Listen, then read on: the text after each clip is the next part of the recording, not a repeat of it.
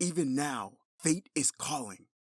Many of you who are listening to me have been brilliantly equipped to live in a world that no longer exists. But I'd like to introduce you to a new word for change. Evolution will either evolve or expire. Everything changes, as you can see. The economy shifts, relationship shifts, and we shift psychologically, emotionally, and physically. You're either dying or alive. Every time you made a change, you were harmed, which is why there is a mental barrier when you hear the term change. You are unable to change because you have associated change with suffering. You experience agony every time you alter. You've transitioned from one relationship to another, and you're in pain. You are in pain as you move from one neighborhood to another. You feel the heat of transition as you move from one job to another. As a result, whenever you hear the term change, you think of agony. All you can see is blood in your eyes. All you can feel is blood and trauma in your mouth, mesmerized by the pain of change every time they say, it's time to make a difference. You need to go from this spot to that place. Your belief system should evolve. Change is not a painful experience.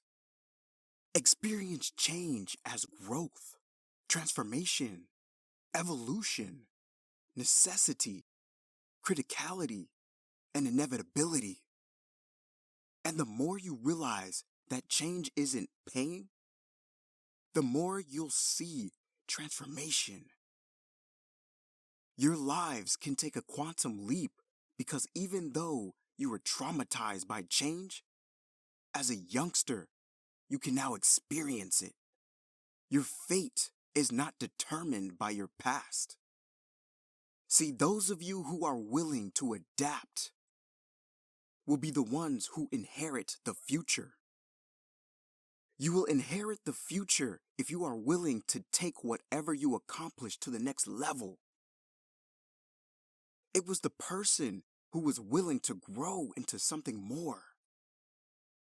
Change is unavoidable, and you may choose whatever you want to change for the better or for the worse. Change is an invitation to go on a journey into the unknown. I can have my future if I can adjust. Another reason people despise change is that it not only causes suffering, but it also causes failure. This is because every time you make a change, you fail, and you must identify change. This is because every time you make a change, you fail, and you must begin identifying change with a new layer of belief. It's hard to get wealthy. It's hard to grind. It's hard to stay focused. How do you even do these speeches? People tell me all the time. It's hard to stay motivated. It's hard to stay broke. It's hard to stay depressed. It's hard to stay governed by anxiety. It's hard to be inconsistent. It's hard to not have daily disciplines. It's hard to not believe in yourself. It's hard to be broke. It's hard to be poor. It's hard. It's all difficult, so pick yours. You may either work for it or sit back and let life knock you down, daring you to get back up. So I see the privilege. I see the moment. I see the pleasure of change. I see the transformation of change. I see the evolution of change. I see change as a beauty, brilliance. I see change as the way of the future. I see it as vital, and I understand that if I don't change, a generation of people will be stuck in the same spot as me. As you can see, the marketplace rewards those who have progressed. The market rewards those who have increased their worth. You will be rewarded for your agony. Cry in hidden blood in public, and everything you listen to goes over your head. You will miss your moment and continue to live in the midst of chaos, the insanity of possibility, the deception. You were told it was impossible by someone who lied to you. Every time someone told me I couldn't do something, I had to make a decision on how to do what they said was impossible. The truth and the power of their perspective are the source of their power.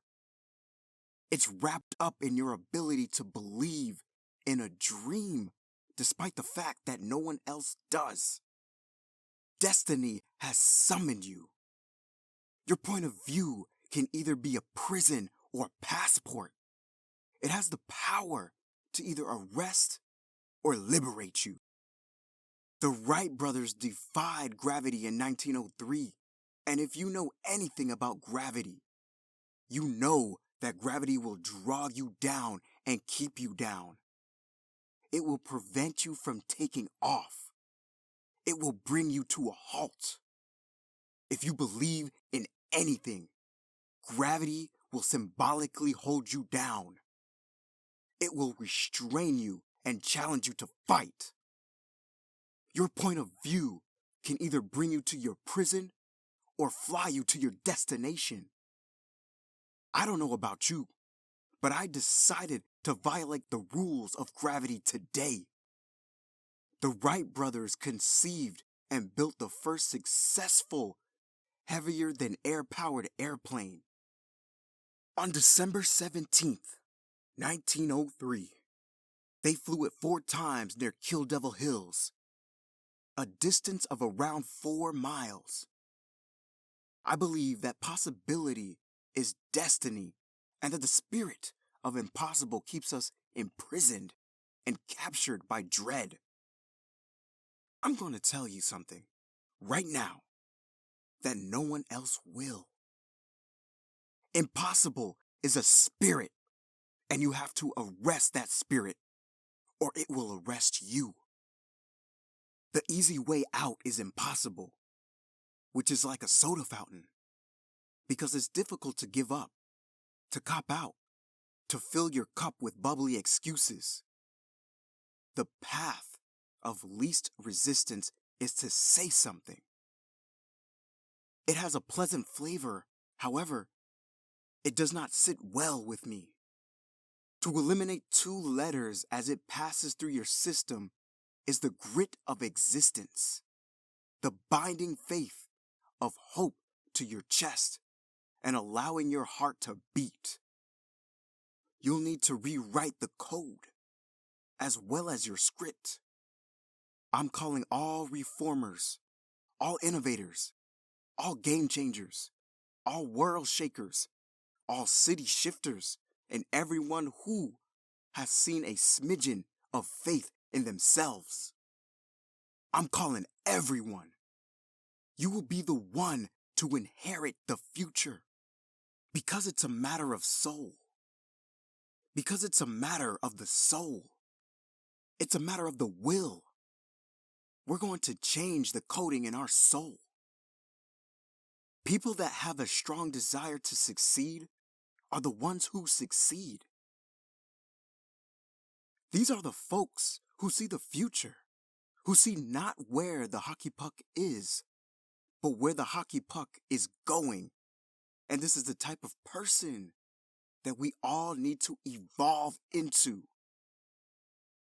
Years ago, I discovered that the only difference between people who get things done and those who don't is sheer willpower. How much of what you've heard in motivational speeches have you retained and applied to your life? Because it all comes down to your viewpoint and capacity when it comes to comprehending the power and the distinction between what is impossible and what is attainable. If your why is strong enough, your willpower will be strong enough to see you through the how. When you have a will, you aren't hunting for riches. You become resourceful, which is the difference between those who view this as a possibility and those who do not. It all boils down to one thing: your willpower, and you don't want it badly enough. You can't get it done because you don't want it bad enough. Therefore, the how intimidates you and the what's confine you. Collaboration is more important to us than personality. I believe we need to return to a situation where we examine ourselves as individuals in front of our peers. When we deal with people, we help them improve. You have to deal with both the individual and yourself. If you don't see the force of your will and the power of your why, it will always be impossible for you.